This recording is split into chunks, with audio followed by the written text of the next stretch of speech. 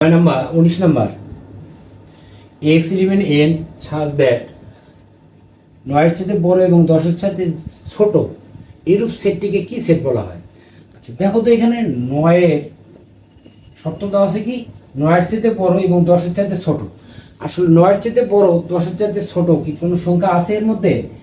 এর মধ্যে আসলে কিন্তু কোনো সংখ্যা নেই।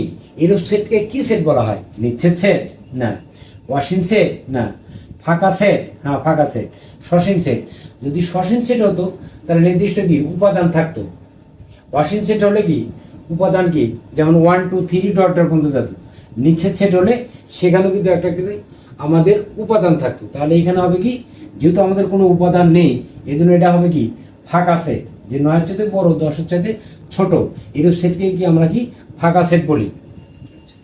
তো পরবর্তীতে পি ইন্টারসেকশন কত কিউ সমান কত ফাঁকা সেট হলে পি ও কিউ পরস্পর কি উপসেট না নিচ্ছেদ সেট না সার্বিক সেট না ছেদ সেট।